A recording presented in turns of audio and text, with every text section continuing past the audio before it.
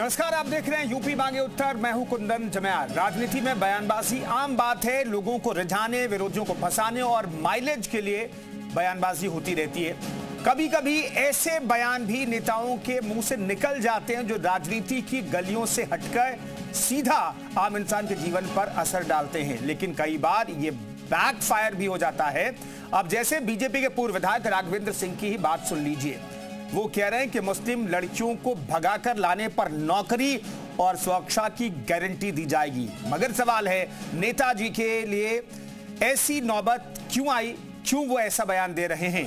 आइए आपको एक रिपोर्ट दिखाते हैं, फिर चर्चा की शुरुआत करेंगे। कम से कम 10 मुस्लिम लड़कियों को हिंदू बनाने का काम करना है। डुमरियागंज के सौहार्द को बिगाड़ने का काम किया जा रहा है और सबकी साथ सबकी नौकरी की गारंटी हमारी है। 10 मुस्लिम लड़कियों को हिंदू बनाओ, नौकरी के साथ सुरक्षा की गारंटी भी पाओ। ये कहना है बीजेपी के पूर्व विधायक राघवेंद्र प्रताप सिंह का। राघवेंद्र प्रताप ये भी कहते हैं कि मुस्लिम लड़की को भगाकर लाने पर शादी का खर्चा भी वो उठाएंगे। अगर आपको लगता है कि राघवेंद्र सिंह की जुबान मंच पर फिसल गई तो गलत लगता है, क्योंकि मीडिया के सामने भी राघवेंद्र प्रताप अपने बयान पर डटे रहे और हवाला दिया कि कोई छेड़ेगा तो हम छोड़ेंगे नहीं। कम से कम 10 मुस्लिम लड़कियों को हिंदू बनाने का काम करना है और सबकी साथ सबकी नौकरी की गारंटी हमारी है। दरअसल राघवेंद्र प्रताप सिद्धार्थनगर के डुमरियागंज से पूर्व बीजेपी विधायक है।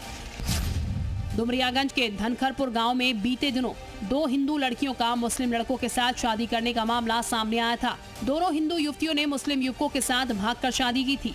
मामले की जानकारी मिलने पर राघवेंद्र प्रताप सिंह धनगर गांव पहुंचे थे, जहां सार्वजनिक रूप से उन्होंने बयान दिया। साथ ही राघवेंद्र प्रताप ने यह भी कहा कि अखिलेश यादव और अंधेर नगरी का दौर खत्म हो गया है, चाहे जो करो राघवेंद्र प्रताप का साथ मिलेगा। अब वो अंधेर नगरी नहीं है, वो अखिलेश यादव का जमाना नहीं है, वो अन्य पार्टियों का जमाना नहीं है जो मुस्लिम तुष्टीकरण करती है। भयभीत रहने की जरूरत नहीं है, तुम जो चाहो वो करो, हम लोग तुम्हारे साथ हैं। बीजेपी के पूर्व विधायक का विवादित बयान सामने आने के बाद सैयदा खातून उन पर आरोप लगाती हैं कि ऐसे बयान देकर बेटियों का अपमान किया जा रहा है। जिस तरह से पूर्व विधायक राघवेंद्र प्रताप सिंह ने धनखरपुर में बयान दिया, हमारी बेटियों का अपमान किया। जहां सरकार बेटियां पढ़ाओ बेटियां बढ़ाओ का नारा दे रही है, वहीं हमारी बहनों का अपमान हो रहा है। इस मामले में मायावती ने भी अपनी प्रतिक्रिया दी और बयान को निंदनीय बताते हुए ऐसे लोगों को समाज और सरकार के लिए खतरा बताया। फिलहाल बीजेपी खेमे से इस मामले में कोई प्रतिक्रिया नहीं आई है, लेकिन राघवेंद्र प्रताप सिंह का ये बयान सियासी गलियारों में हलचल तेज करने वाला है। ब्यूरो रिपोर्ट, अजी मीडिया। कितने नौजवान तैयार है, जरा हाथ उठाओ।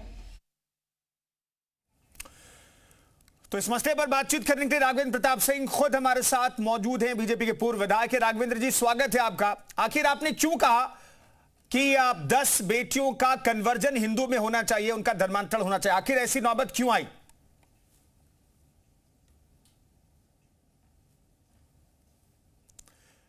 राघवेंद्र जी, आपकी आवाज नहीं मिल रही है। किया है उसके पहले जी, जो आपने टीवी पे स्क्रीन पे दिखाया है, उसके पहले मैंने क्या बोला वो नहीं दिखाया आपने। मैंने बोला है कि 2 हिंदू लड़कियां गई हैं तो 10 हिंदू लड़कियां, मुस्लिम लड़कियां का विवाह होना चाहिए। राघवेंद्र जी, रिपोर्ट में उसका जिक्र है, रिपोर्ट में हमने जिक्र किया है पूरी खबर का। हाँ, कहिए। दूसरी चीज, डुमरिया उसी गांव में पिछले 3-4 सालों में 5 हिंदू लड़कियों को फुसला के, पढ़ा के, अपहरण करके मुस्लिम बनाने का प्रयास किया, जिसको हम 2 हिंदुओं को वापस करा पाए। और जो ये जिस दिन हम गए थे उसके 3 दिन पहले एक दलित परिवार को मारा गया, उस लड़के की पिटाई की गई। इसीलिए मुझको उस गांव में भय का वातावरण था, मुस्लिम आबादी ज्यादा थी, तो वहाँ के लोगों की मांग थी। और मांग थी ही नहीं, जब मैं वहां गया तो वहाँ हिंदू भय और डर के मारे निकलने को तैयार नहीं था। उन परिस्थितियों में भय का वातावरण समाप्त करने के लिए एक कंडीशनल भाषण मैंने दिया कि अगर तुम घबराओ मत, अगर 2 लड़कियां जाएंगी तो 10 जाएंगी। हम भी लड़कियां चाहे मुस्लिम की हो चाहे हिंदू की हो, सबका सम्मान करते हैं। मेरे जनता दर्शन कार्यालय पे रोज मुस्लिम महिलाएं बुर्का पहन। राघवेंद्र जी, बैकफायर तो नहीं कर गया आपका ये बयान? अब आपको लगता है गलती हो गई? नहीं, देखिए, मैंने कभी गलती नहीं कहा। मैंने कहा कंडीशनल बयान था। कि यह चीज अगर रुकेगा नहीं तो हम सिर्फ जिम्मेदारी नहीं लिए हैं कि एक तरफा हम ही चुप रहेंगे। और ये विधायिका दर्जनों घटनाएं इनके सामने हुई, इनके उपस्थिति में इस तरीके से हिंदू लड़कियों को मुस्लिम बनाया, इन्होंने आज तक नहीं बोला। जिस दिन ये चुनाव जीती उस दिन अपने कार्यालय पर पाकिस्तान जिंदाबाद नारा इन्होंने लगवाया, उस पर उन्होंने कोई प्रतिक्रिया नहीं किया। जिले भी हमारे विधानसभा में आधा दर्जन से ऊपर जगहों पे गोकशी हुई, किसी गोकशी में ये संवेदना व्यक्त करने नहीं गई, कभी इन्होंने अखबार में निंदा तक नहीं किया। ये 62 साल तक मुस्लिम विधायक, 60 साल तक डुमरियागंज में था। 2500 गांव ऐसे हैं जहां पे इनके पिता जब विधायक थे तो खड़ा होकर के हिंदुओं की जमीन कब्जा कराते थे। इनके पिता जब विधायक थे तो सरकारी जमीन जंगल की 300 बीघा पर कब्जा किया था इन्होंने। और जब नहीं, ठीक है राघवेंद्र जी, ये सारी बातें तो आरोप प्रत्यारोप में चलती रहेंगी, लेकिन मैं ये जानना चाहता हूं, आपको नहीं लगता कि आपने पॉलिटिकली करेक्ट बयान नहीं दिया? अब आपको ऐसा नहीं लगता कि ये पॉलिटिकली करेक्ट बयान कुछ और हो सकता था? आपने गलत बयान दे दिया, आपको नहीं लगता ये पॉलिटिकली करेक्ट बयान नहीं है? मैंने आपसे कहा कि एक परिप्रेक्ष्य में बयान दिया, एक कंडीशनल बयान दिया, और वह उस समय की परिस्थिति के अनुरूप था। हम उसको जो बयान दे दिया फिर मैं बदल जाऊं वो बात अलग है। मैंने कहा मैं कंडीशनल बयान दिया था, भय का वातावरण समाप्त करने के लिए दिया था। ये ठीक है कि पुलिस ने कार्रवाई की, योगी जी की सरकार में पुलिस बहुत तत्पर है, कार्रवाई होती है, लेकिन कभी कभी कार्रवाई के बाद वातावरण जो खराब होता है उसको ठीक करने के लिए हम लोगों को क्षेत्र में जाना पड़ता है। एक कंडीशनल बयान मैं भी कहता हूं आपको कि अगर आपने 10 कली कह दिया, अगर ये कन्वर्जन हो भी गया और 10 के बदले अगर दूसरे पक्ष से कह ले 100 का कन्वर्जन करना है, तो ये भी क्या कंडीशनल बयान एक्सेप्टेबल है? दरअसल ऐसे बयानबाजी तो एक्सेप्टेबल नहीं है ना। और आप एक ऐसी पार्टी से आते हैं जहां पर सबका साथ सबका विकास की बात कही जाती है, बेटियों को पढ़ाने की बात हो रही है, और आप बेटियों के कन्वर्जन की बात कर रहे हैं, चाहे इधर की बेटियां उधर की बेटियां। बेटियां तो बेटियां हैं। देखिए, हम लोग मुस्लिम बेटियां भी हमारे पास आती हैं, महिलाएं भी आती हैं, हम लोग उनके साथ न्याय करने के लिए खड़े होते हैं, उनकी पैरवी भी करते हैं। किसी एक वर्ग, किसी एक जात की महिलाओं से हमारा कोई द्वेष नहीं, लेकिन उस गांव और विशेष रूप से हमारी जो विधायक है उनके गांव में जितना अत्याचार पिछले 50 सालों से हुआ, उस गांव का हिंदू वोट देने नहीं जाता था, डर के मारे नहीं जाता था। बलात्कार और दुराचार होता था, भाजपा सरकार के पहले लोग FIR नहीं कराते थे। इतना दहशत का वातावरण था। डुमरियागंज को पूज्य योगी जी के मुख्यमंत्री बनने के पहले मेरी पाकिस्तान कहा जाता था। आज यहाँ के लोग हिंदू खुशहाल है तो मुसलमान उससे ज्यादा खुशहाल है, क्योंकि यह एक पक्ष मुस्लिम को इकट्ठा करते थे, दूसरे पक्ष को प्रताड़ित करते थे। इन लोगों की यही राजनीति हुआ करती थी। हमने अपने समय में, जब से मैं यहाँ आया, किसी निर्दोष मुसलमान को कभी परेशान नहीं किया, चाहे वो हिंदू मुस्लिम महिला हो, चाहे वो मुस्लिम पुरुष हो। राघवेंद्र जी, कार्रवाई की तो मांग हो रही है, इस पर जवाब मैं लूंगा आपसे, लेकिन एक चीज और जानना चाहता हूं। आपसे फॉलोअप में जब प्रेस कॉन्फ्रेंस में पत्रकारों ने पूछा तो आप कह रहे हैं अब डरने की जरूरत नहीं है, जो चाहो करो। ये जो चाहो करो वाला क्या बयान है? मैंने 100 का संक्षेप में यही कहा कि वो कंडीशनल बयान था, और स्थिति परिस्थिति पे भी जबान खुलती है और निकलती है। हिंदू भय का वातावरण था, वहां कार्यक्रम में इकट्ठा होने वाला नहीं था। इसी तरीके से इकट्ठा किया गया। तो आप एक दिन अपनी बहन लेकर के आइए, मैं 20-25 गांव आपको घुमा दूंगा, आपको समझ में आ जाएगा कि मैंने बयान गलत दिया था कि सही दिया था। ठीक है, मायावती कह रही हैं कि आपके खिलाफ ऐसी बयानबाजी, चूंकि मैंने कहा कि पॉलिटिकल क्लास में एक्सेप्टेबल भी नहीं है, किसी के लिए भी एक्सेप्टेबल नहीं है, तो इसलिए वो कह रहे हैं कि आपके खिलाफ कार्रवाई होनी चाहिए। जो भी होगी देखा जाएगा, लेकिन मायावती जी की सरकार में भी यहाँ पे वही स्थिति थी, क्योंकि मायावती जी की सरकार में जो वर्तमान विधायक है उन्हीं के पिता विधायक थे, और जितना अत्याचार दुराचार उनके कार्यकाल में हुआ उतना कभी हुआ ही नहीं। उसके पहले जब हिंदू का उत्पीड़न हो तो उत्पीड़न नहीं कहा जाता, और जब मुसलमान का कहीं अगर हो गया, वैसे तो होता नहीं, तो पूरा देश सर पे उठा लिया जाता है। और हम लोग किसी के उत्पीड़न, हमने कभी मुसलमान का भी उत्पीड़न अपने कहीं नहीं किया, ना किसी हिंदू का उत्पीड़न किया, लेकिन आवाज लगाई है। अगर मुसलमान भी पीड़ित रहा है तो उसके साथ भी हम खड़े रहे। जी, राघवेंद्र जी, मैं चाहता हूं कि आप हमारे साथ बने रहे, आगे भी आपसे बातचीत करेंगे। हमारे साथ तमाम मेहमान, बाकी मेहमान में जुड़ गए हैं। सैयदा खातून विधायक हैं और हमारे साथ जुड़ गए जिन्होंने बेहद गंभीर आरोप लगाए हैं राघवेंद्र प्रताप सिंह पर। उस्मा परवीन हमारे साथ मुस्लिम स्कॉलर मौजूद हैं। मौलाना शहाबुद्दीन बरेलवी हमारे साथ मौजूद हैं, राष्ट्रीय अध्यक्ष हैं AIMJ के। और अमितोष पारिक हमारे साथ प्रवक्ता VHP के भी मौजूद हैं। लेकिन पहला रिएक्शन सैयदा खातून आपकी तरफ से, क्योंकि राघवेंद्र प्रताप सिंह कह रहे हैं कि भाई आपके कार्यकाल में भी लगातार वहां पर कन्वर्जन हो रहा है हिंदुओं का मुस्लिम में, और इस तरह की घटनाएं लगातार हो रही हैं। और ये कंडीशनल बयान है, राघवेंद्र प्रताप सिंह कह रहे हैं। मैं सुन रही हूँ, जितनी भी बातें उन्होंने कही सारी बातें गलत बोली है। जिस गांव में वो धनकरपुर में गए थे, वहाँ हिंदू मुस्लिम सभी लोग मेरे साथ रहते हैं। जी हेलो जी, सैयद जी कहिए आपकी आवाज। वहाँ जहाँ धनकरपुर में गए हुए थे, हिंदू मुसलमान सारे लोग वहाँ रहते हैं और करीब करीब पूरा गांव मेरे साथ रहता है। वहाँ कभी भी मेरे पूरे क्षेत्र में किसी को कोई दिक्कत नहीं हुई। जब हमारे पिताजी MLA थे, वो एक किसान के बेटे थे, गरीबों के बेटे, गरीब थे और गरीबों की राजनीति उन्होंने किया और तमाम सामंतवादियों को उन्होंने पछाड़ा और गरीबों को आगे लाया और गरीबों की हमेशा मदद की। कभी हमारे यहाँ कोई भी दिक्कत हिंदू मुस्लिम की नहीं हुई। यहाँ तक कि हिंदू मुस्लिम सब लोग आज भी हमारे साथ हैं, जो हमारे फादर के साथ थे अभी भी मेरे साथ जुड़े हुए हैं। तमाम ये जितनी बातें कह रहे हैं गलत कह रहे हैं। बहुत बार इन्होंने ऐसी बयानें दी हैं और मुसलमान का नाम लेकर कि मूल्य लोगों की हिम्मत नहीं है कि वो लोग बोले, और जो जयचंद लोग इनके साथ जुड़े हैं। क्या हिंदू वहां पर डरे हुए हैं? राघवेंद्र जी तो कह रहे हैं कि भाई डर को खत्म करने के लिए इस तरह का बयान दिया हमने। योगी जी की सरकार है, भाजपा की सरकार है और राघवेंद्र प्रताप सिंह आप देख रहे हैं थाने में खड़े होकर बोलते हैं ऐसी बातें और जगह जगह भाषण देते हैं। क्या मेरा भी बयान कभी किसी ने सुना? हिंदू कहाँ यहाँ खतरे में है? हिंदू कहाँ डरा हुआ है? उस गांव में जो 2 मामले हुए हैं बहुत पहले हुए थे और आज जान ही रहे हैं, आजकल के बच्चे जब बालिग हो जाते हैं तो अपने पसंद की शादी करते हैं। थाने पे भी वो लोग आए थे 2 लोग, अभी जो 1 महीना पहले हुआ था मामला, और लड़की ने बयान दिया कि हम उसी जगह पे जाएंगे, तो उसके लिए कोई क्या कर सकता है? भाई एक आदमी अगर कसूरवार हो तो उसको सजा दीजिए, ये नहीं कि पूरे मुसलमानों को गाली देंगे और हमारे बेटियों को इस तरह से कहा जाएगा। ठीक है राघवेंद्र जी जवाब दीजिए, हमारे बेटियों के लिए इस तरह की बयानबाजी आप क्यों कह रहे हैं? सैयदा खातून कह रही हैं और कह रही हैं कि भाई जब लड़के और लड़कियां बालिग हो जाती है तो वह अपना फैसला खुद लेती हैं, इसमें हिंदू मुस्लिम कहां से आ गया? सबसे ज्यादा हिंदुओं का उत्पीड़न इनके गांव में हुआ करता था।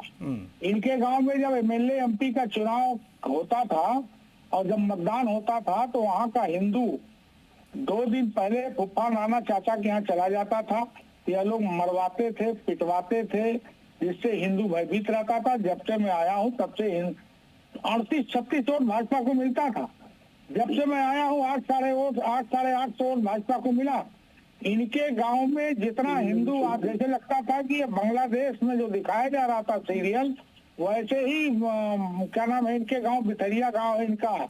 इनके पिता का आतंक, जबरदस्ती दूसरे हिंदू की जमीन पे इन्होंने मुसलमान का, मेरे पास उसके प्रूफ है, साक्ष्य है मेरे पास। इन्होंने 300 बीघा जमीन मैंने कहा सरकारी कब्जा किया। इन्होंने बयान हल्फी दिया था कोर्ट में, क्या नाम है SDM के कार्यालय में जब कार्रवाई होनी थी। इनके जमाने में जितना अत्याचार हुआ इनके पिता के जमाने में उतना कभी हुआ ही नहीं। जवाब दीजिए जल्दी से। ऐसा हुआ नहीं, कभी भी हमारे गांव में ऐसा हुआ ही नहीं कि कोई हिंदू वोट डालने ना जाए या किसी के ऊपर जोर जबरदस्ती की गई है। कभी ऐसा हुआ नहीं। एक सबूत दिखा दे हमारे गांव में कब्जा में। आज उनकी सरकार है तो जबरदस्ती किसी से कुछ भी कहलवा ले। किसी भी पूरे क्षेत्र में अगर मेरे पिताजी का कोई अत्याचार रहा हो तो एक सबूत दे दे। हमारी माता जी भी MLA रही हैं, एक सबूत दे दे कहीं से तो हम जाने। झूठ पे झूठ बोल रहे हैं विधायक जी। यही नहीं, हम तो कभी कोई बात नहीं करते हैं ना बयान देते हैं। जल्दी से बयान देना पड़ा। इनके पिताजी जब विधायक थे तो हरिबंधनपुर कांड। राघवेंद्र जी मैं चाहूंगा कि आप थोड़ी देर मेरे साथ बने रहे, हमारे साथ बाकी मेहमान, मैं उनसे एक छोटा रिएक्शन ले लेता हूं, फिर मैं आपके पास आता हूं। अमितोष, दरअसल अभी तक आरोप हिंदू पक्ष से लगाता रहा कि भाई मुस्लिम पक्ष लोगों को भड़काने की कोशिश करता है, उकसाने की कोशिश करता है, लेकिन वो स्क्रीन पर कभी नहीं दिखता था आमतौर पर। अब राघवेंद्र जी, बीजेपी के पूर्व विधायक कह रहे हैं कि भाई 10 लड़कियों को ले आओ, नौकरी और सुरक्षा हमारी गारंटी। कंडीशनल बयान हालांकि वो जोड़ रहे हैं। कुंदन बहुत बहुत धन्यवाद। देखिए, दो मानसिकता है। मैं पूर्व विधायक जी के बयान पे नहीं जाऊंगा क्योंकि वो भाजपा का काम है, भाजपा के प्रवक्ता उसको बताएंगे, लेकिन जो कंडीशन चल रही मैं उस पर बात करूंगा। बयान दिया गया कि आप इतनी लड़कियां लाइए, हम आपको नौकरी देंगे, जो आपने दिखाया वो है। अब दो मानसिकता है कुंदन। एक मानसिकता है कि तुम लड़कियां ले आओ, हम तुम्हें रुपए देंगे, और लड़कियां साथ में अटैची लाए क्योंकि उनको कट के उसमें भर के भी भेजना है। तो दोनों विषय, एक है कि लड़की ले आओ जिसको उसी का धर्म माना जाएगा और उसी को उसी के हिसाब से रखा जाएगा। तो कौन सी मानसिकता है? एक मानसिकता है जिसमें बच्चे से शादी कर लो या एक 90 साल के आदमी से शादी कर लो, और एक मानसिकता है जिसमें उसको अच्छी जिंदगी दी जाए। अब मैं आपको एक एग्जांपल देता हूं। You will get both money and enjoyment, Muslim mosque trap to non Muslim girls. ये तो इनके सिखाया जा रहा है। 20 लाख रुपए ब्राह्मण के लगा दी जाते हैं और 10 लाख रुपए दलित के लगा दी जाते हैं महिलाओं के लिए। Islamic preacher boasted for converting 1000 people and women. UP ATS arrested close side of मौलाना जो कि हिंदू लड़कियों को ट्रैप कर रहा था। राजस्थान न्यू कंसिडर स्टोन और लड़कियों को ट्रैप करा जा रहा था। अनएंडिंग मिनियंस ऑफ लव जिहाद, ये विषय आ गया। 2 minor girls groom and love जिहाद, trap Hindu girls, money force them. ये तो वो लोग हैं जो लगातार तरीके से या तो हिंदुओं की बोलियां लगा रहे थे, या उनको लव जिहाद का शिकार बना रहे थे, या उनको मार रहे थे। अभी जिस जगह से आते हुए इंडो नेपाल बॉर्डर को देख लीजिए, 116 गांव में जो मुस्लिम मेजोरिटी हो गए। झारखंड देख लीजिए, 35% डिक्लाइनेशन ऑफ ट्राइब हो गई। ये वहां लगातार तरीके से फोर्स किया जाता है। और मैं किस आधार पे कहता हूं? अभी एक केस आया है इंडो नेपाल में, मुल्ला जामिल ने कहा कि 2 लड़कियों को और बच्चों को ट्रैप करा और हिंदू लड़कियों को कन्वर्ट करने का प्रयास करा गया। 116 गांव हो जाते हैं। तो मुझे लगता है जिस तरह से डेमोग्राफिक बदल रही है, जिस तरह से हिंदू लड़कियों को शिकार बनाया जा रहा है, जिस तरह से उनको लव जिहाद का शिकार बनाया जा रहा है, और जिस तरह से मुस्लिम मेजोरिटी पॉपुलेशन डबल % बढ़ती जा रही है, यही वही विषय है जहां पर उनको रोकथाम करनी चाहिए। क्या सही है क्या गलत है, ये जनता। ठीक है अमितोष, मैं ये जानना चाहता हूं, एक छोटा सवाल और जवाब मैं चाहता हूं कि ठीक है, पॉलिटिकल क्लास से निकला हुआ एक व्यक्ति जो विधायक भी रहा है, वो ये बात कहता है, तो वो एक्सेप्टेबल है क्या? कानून तो सब मामलों में अपना काम कर रहा है। कुंदन, क्या वो एक्सेप्टेबल है क्या कि जिस तरह से हमारी लड़कियों को ले जाकर काटा जाता है, क्या वो एक्सेप्टेबल है कि हमारी लड़कियों को लव जिहाद का कानून उस पर भी काम कर रहा है? एक्सेप्टेबल है कि पाकिस्तान के अंदर में जहाँ डेमोग्राफी चेंज और हिंदू कम हो चुके हैं, वहां दिन दहाड़े हिंदू सिंध लड़कियों को ले जाया जाता है? क्या वो एक्सेप्टेबल है जहां पर हिंदुओं को मारा जाता है? क्या वो एक्सेप्टेबल है जहां चाइल्ड मैरिज के आड़ में हिंदू लड़कियों को ट्रैप करा जाता है? ठीक है अमितोष, मैं लौटता हूं आपके पास। ठीक है, ये सब कुछ एक्सेप्टेबल नहीं है, लेकिन इस तरह की बयानबाजी भी एक्सेप्टेबल नहीं है। उज्ज्वला परवीन, क्या कहना चाहेंगे पूर्व विधायक के बयान पर? कुंदन जी, पहले तो मेरा नेम करेक्ट करवा ले, मैं अजरा मुबीन हूँ। आप बैनर पर अजरा मुबीन प्लीज करवा दीजिए। ठीक है अजरा जी। हाँ, देखिए, जिस तरीके से राघवेंद्र जी का जो बयान आया है, ये बहुत गैर जिम्मेदाराना बयान है और बहुत बेहूदगी भरा बयान है। ये इस तरीके से तो मतलब महिला सम्मान कहीं से झलकता नहीं, अपमान कर रहे हैं ये महिलाओं का। कि मतलब हम कोई खिलौना है क्या कि मतलब आइए और 2-4 ले आइए, 10 ले आइए। मैं खाली मुस्लिम बेटियों की बात नहीं कर रही, मैं यहाँ पर महिलाओं की बात कर रही हूँ, लड़कियों की बात कर रही हूँ। कि राघवेंद्र जी की मानसिकता इतनी घटिया है कि वो महिलाओं को एक खिलौना समझ करके बोल रहे जाओ ले आओ। क्या होते हैं, आप अपने घर की महिलाओं को बाहर भेजिए ना इस तरीके से। इतनी गैर जिम्मेदाराना आपसे उम्मीदें की जा सकती। और ये जो हार चुके हैं, एक मुस्लिम महिला से हारे हुए, तो इनकी कहीं ना कहीं वो कुंठा है जो इस तरीके की बोलने पे मजबूर कर रही है। ये अगर एक महिला से हारे हुए, बहुत बड़ी बात है कि एक महिला से ये हारे हुए हैं, तो ये सारी महिला के अपमान करने में लगे हुए हैं। और अमितोष जी जो बोल रहे हैं, तो वो डिफेंड करने की जगह उन्होंने अपना जो अपना इन्होंने विधवा विलाप कर दिया। अरे आप इस पर क्यों जवाब नहीं देते कि इन्होंने सही कहा? इस राघवेंद्र राघवेंद्र बोल रहे, सही बोल रहे हैं, गलत। अभी तो मैं आपको एक्सपोज करूंगा कि महिलाओं का अपमान क्या होता है। मैं बताता हूँ आपके महिलाओं का अपमान का जवाब। इतनी देर तक बैठ के विधवा विलाप करते रह गए, एक जबान आपके मुंह से नहीं निकला कि हाँ वो गलत बोल रहे हैं, वो इंसान महिलाओं का अपमान कर रहा है। क्यों नहीं होता है वो कहने वाला? मुझे एक बार मौका दीजिएगा। स्क्रीन पर है अमितोष, आप स्क्रीन पर हैं। अच्छा, मैं स्क्रीन पर एक बार चुप हो जाए फिर बात जा पाएगी।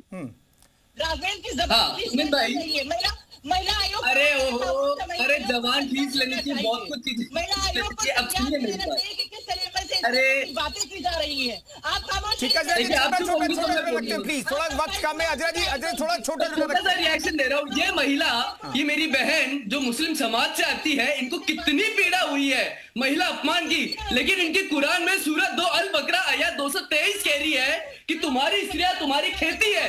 तब इनके लिए सही है। और वही सूरत 2 या 221 अल बकरा कह रही है कि जब तक शादी मत करो जब तक ईमान नहीं लाए, और वही सूरत 65 अद तलाक या 4 कहती है कि बच्चे से शादी कर लो। तो वो कौन से लोग हैं जो अपने ही धर्म की महिला को खेती समझते हैं या चाइल्ड मैरिज को अलाउ करते हैं, या शाही अल बुखारी की भाषा हदीस कहती है कि चाइल्ड मैरिज अलाउ कर दो। तो मुझे लगता है पहले इनको अपना मजहब पढ़ना चाहिए और फिर हिंदू समाज के आके महिलाओं की बात करनी चाहिए। ठीक है अजरा जी और हमारे साथ मतूस बने हैं और हमारे साथ मौजूदा विधायक भी मौजूद हैं, लेकिन आप हमारे साथ मौलाना शहाबुद्दीन भी मौजूद हैं। मौलाना शहाबुद्दीन, इस तरह के बयानबाजी पर क्या कहना चाहेंगे आप? क्योंकि इस तरह की बयानबाजी आमतौर पर पॉलिटिकल क्लास की जुबान से निकलती तो नहीं है कम से कम। मोहतरम, भारत महिलाओं का अपमान नहीं सह सकता। ये विधायक जी ने जो है वो जो बातें कही, इससे पहले यशवीर महाराज जी ने बातें कही, साध्वी प्राची ने कही, टी राजा ने कही, गिरिजराज ने कही, फिर उस बाद में बलिया की विधायिका ने कही कि अलग हॉस्पिटल बनवा दो मुसलमानों के। ये सब विवादित लोग हैं, मुसलमानों के खिलाफ जहर अफशानी करते हैं, मुसलमानों पर इल्जाम लगाते हैं, इत्तेहाम लगाते हैं, कभी महिलाओं के खिलाफ बोलते हैं, कभी पुरुषों के खिलाफ बोलते हैं। लव जिहाद से तो इनको प्यार हो गया है, लव जिहाद की तो इनके यहाँ एक लंबी फेरिस्त बनी हुई है। प्रधानमंत्री तो महिला शक्ति सम्मान की बात करते हैं और नारी शक्ति की बात करते हैं। भारत सरकार और स्टेट गवर्नमेंट महिलाओं के सम्मान के लिए बहुत सारी स्कीमें चलाती है, मगर इन्हीं के लोग जो है महिलाओं के खिलाफ जो है बोलते हैं, जहर उगलते हैं, अपमान करते हैं। भारत इन तमाम चीजों को नहीं सहन सकता, बर्दाश्त नहीं कर सकता। ये कैसा नारा है? नारी शक्ति का नारा है कि मखौल उड़ा दिया। प्रधानमंत्री एक तरफ कहते हैं कि नारी शक्ति और वो बेटी बचाओ बेटी पढ़ाओ का नारा देते हैं, दूसरी तरफ उनके कारिंदे, उनके पदाधिकारी, उनके विधायक, पूर्व विधायक मुसलमानों के खिलाफ ही नहीं बल्कि जर्नल महिलाओं के खिलाफ ये लोग बात करते हैं और अपमान करते हैं। ये तमाम चीजें बर्दाश्त नहीं की जा सकती। मुसलमान ही नहीं, एक जर्नल आदमी भी इन तमाम चीजों को बर्दाश्त नहीं कर सकता। और पूर्व विधायक जी किस तरह बयान देते हैं, मुस्लिम लड़कियों के साथ में किस तरह इल्जाम लगाते हैं। ये पारिक साहब जो हैं, पारिक साहब को भारत में रहने का कोई हक नहीं है। ये चले जाए जरा पाकिस्तान देख लें, बांग्लादेश जाकर के देख लें। मैं नहीं टोकता, इसलिए मैं तो भारत में रहता हूं। वहां को वापस आएंगे तो इनके पता चल जाएगा, ये होश में आ जाएंगे। जिस तरीके से जहर उगल रहे हैं मुसलमानों के खिलाफ, कुरान की गलत काम, भाई मेरा नाम लिया, मुझे मौका देना। कर रहे हैं, बुखारी का हवाला गलत दे रहे हैं, कुरान शरीफ का हवाला गलत दे रहे हैं। ये गलत हवाला अभी तो असलियत तुम्हें नफरत इसलिए लगती है क्योंकि वो असलियत है। पारिक जी गुमराह मत करो, लोगों को गलत हवाला पेश मत करो। क्यों कर रहे हैं? 10 सेकंड ठीक है, बारिक की आवाज भी जाएगी। आप स्क्रीन पर रखिए पीसीआर शहाबुद्दीन जी को और पारिक जी को स्क्रीन पर रखिए। बारिक गुमराह क्यों करे आप लोगों को? गुमराह मत करिए। कुंदन भाई, मैं मौलाना शहाबुद्दीन की आंखें खोलता हूँ, गुमराह जो हो रखे उनको वापस मार्ग पे लाता हूँ। कहा चलिए, एक रिपोर्ट आई थी, आर्टिकल है force conversion of Hindus in girls in Pakistan, publish करा ग्लोबल ह्यूमन राइट्स कॉन्फ्रेंस ने। और क्या पब्लिश करा कि minor Hindu girls rape forcefully to convert into Islam, married and told Muslim statements by mother. और कौन थी? निर्मला मेघवार। अरे शहाबुद्दीन साहब रुको, गुमराह हो जाएंगे देश आपकी बात सुनेगा तो। रविता मेघवार, नारिती कुमारी, तोलका राम, रोशनी बीबी, जनता भील, खातो, मारवी, केसरी, सीता और अंशुनी और रेशमा, ये वो हिंदू माइनर गर्ल्स हैं जिनको फोर्सफुली कन्वर्ट करा गया और शादी करने पर मजबूर करा गया। अब इनका पूरा ज्ञान सब चला जाता है कब? जब अली मारता है 16 साल की हिंदू लड़की को, नीतू मर्डर्ड बाय लायक खान, आरिफ और गुड्डू बनके किल करता है चंदा को, रिफ्यूज टू रीड नमाज, वासी अहमद मदद उमा शर्मा, मोहम्मद शहाबुद्दीन मदद प्रिया डॉटर, अरबाज मदद पुलिस, बदर शादाब, नकबील और सलाम मारते हैं। ये सारी चीजें ज्ञान और सेकुलरिज्म तब चला जाता है जब हिंदू लड़की शिकार बनती है इनकी नफरत का, इनके मजहबी आड़ का, कन्वर्जन का, चाहे रुपए देते और मौल भी करते हैं। लेकिन मुझे लगता है जिस तरह से डेमोग्राफिक कंडीशन चेंज हो रही है, शहाबुद्दीन साहब आप समझ लीजिए किस तरह से डेमोग्राफिक कंडीशन ठीक है वारिक साहब और शाहपुर जी मैं लौटता हूँ दोनों के पास लौटता हूँ मैं। सैयदा जी हमें बताइए, क्या आपके इलाके में आपके विधानसभा क्षेत्र में भी कोई ऐसा गैंग चल रहा है जो आगरा बलरामपुर में ऐसा गैंग चल रहा था? क्योंकि ये बताने की कोशिश पूर्व विधायक जी ये कर रहे थे कि भाई वहां पर एक्टिवली कन्वर्जन का काम हो रहा है, खासतौर पर हिंदू लड़कियों को टारगेट किया जा रहा है। नहीं झूठ बोल रहे हैं, कुछ ऐसा है यहाँ कोई सैयदा जी ही नहीं। यहाँ पूरे क्षेत्र में आप पूछ सकते हैं, कहीं ऐसी कोई बात ही नहीं है। तो आखिर उन्हें ये बयान देने के लिए वो कह रहे हैं कि भाई मुझे मजबूर होना पड़ा, राघवेंद्र प्रताप सिंह कह रहे हैं कि मुझे मजबूर होना पड़ा ये बयान देने के लिए। जी बार बार कहा जा रहा था, बार बार उल्टा सीधा मुस्लिमों के बारे में बयान दिया जा रहा था, मजबूर होना पड़ा मुझे बयान देने के लिए और कहने के लिए। मुझे बहुत दर्द हुआ है। जहाँ भाजपा सरकार महिला सशक्तिकरण का नारा लगाती है, बेटी पढ़ाओ बेटी बढ़ाओ का नारा देती है, वहीं महिलाओं का अपमान हो रहा है, हमारी बेटियों का अपमान हो रहा है। हम यहाँ से एमएलए, मेरी बहनों ने मुझे एमएलए चुना है, तो क्या मैं उनके लिए नहीं कुछ कर सकती हूँ? उनके लिए आवाज भी नहीं उठा सकती हूँ? ठीक है सैयदा खातून जी, आप आवाज उठाइए। कुल मिलाकर के अजरा आप कुछ कहना चाह रहे, जल्दी से अजरा।